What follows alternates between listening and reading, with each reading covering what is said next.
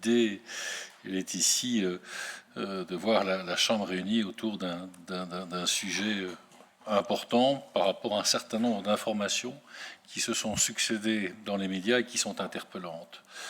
La base, c'est quoi? C'est naturellement que nous sommes un des pays européens où le niveau de malades touchant des indemnités invalidité est un des plus importants d'Europe. Ça, c'est le premier élément objectif. On a sur 25 576 000 malades de longue durée. C'est un coût autour de 9 milliards d'euros. Et je pense aussi qu'on est sur 10% de la population active. Voilà. Si rien ne change d'ici 30, on sera à près de 700 000 avec un coût de près de 12 milliards.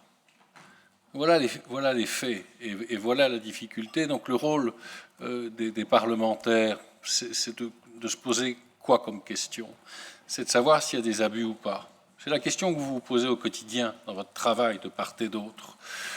Mais il est clair que, et j'ai bien entendu le banc mutualiste nous le dire, il ne faut pas projeter sur base des études sur échantillon 24-25 sur l'ensemble de la population des malades de longue durée.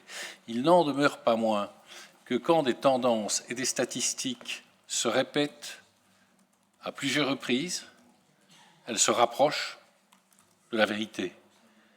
Et quand on a des données qui font la démonstration de personnes qui ont pu toucher des invalidités alors que certains au niveau de l'INAMI, sur base de leur rapport, estiment que ce n'aurait pas dû être le cas pour le rapport 20, encore pour le rapport 24, encore pour le rapport 25.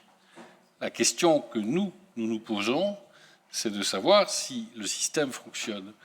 Et ce n'est pas uniquement le centre droit ou la méchante droite qui se pose la question, c'est aussi le ministre socialiste de la Santé qui dit quoi, M. Van den Broek? Les mutuelles doivent se réinventer. Les mutuelles doivent être financées sur base des résultats.